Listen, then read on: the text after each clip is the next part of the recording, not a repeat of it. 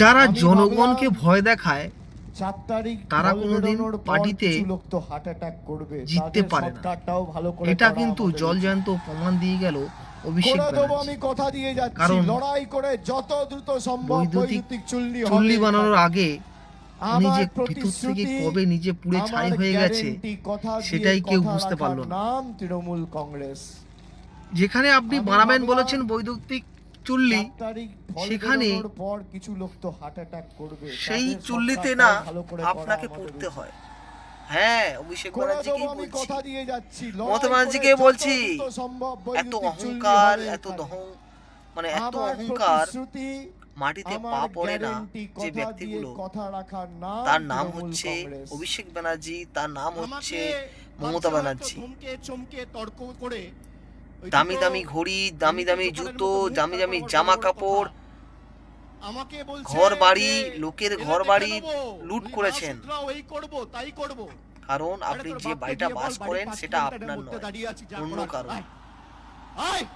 আপনি ভেবেছিলেন যে ক্ষমতায় সারা জীবন টিএমসি সরকার থাকবে, সেই স্বপ্ন একটা মানুষ আপনাকে চুর চুর করে দিয়েছিলেন, যাকে আপনি বলেছিলেন আয় দেখে নেবি, তোর বাড়ি 4 কিলোমিটারের কাছাকাছি আছি, জঙ্গলের জানোয়ার, বাপের বেটা যদি হয়ে থাকিস। জানোয়ার কখনো ভদ্র হয় না। আর আমরা মেদিনীপুরের লোক, আমি গায়ের পান্তা খাওয়া লোককে অপমান করবেন।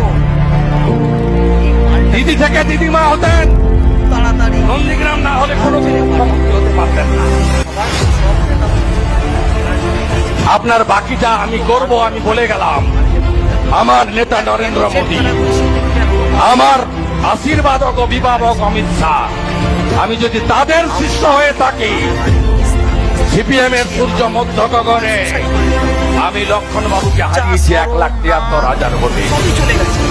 মমতা ব্যানার্জি 211 সিট পাচ্ছে, সেদিন আমি তাকে হারিয়েছি 1956 ভোটে। আমি আপনাকে প্রাক্তন করব বলে গেলাম, কেষ্টকে বলেছিলাম কেষ্ট ভিতরে গেছে, বালুকে বলেছিলাম বালু ভিতরে গেছে, শাহজাহান বলেছিল আমার ছাল চামড়া তুলবে, ওর ছাল চামড়া আমরা তুলে নিয়েছি, জেলের ভিতরে গেছে। আজকে বলে গেলাম কুমার জানার মাটিতে দাঁড়িয়ে, বিরাট বাবুর মাটিতে দাঁড়িয়ে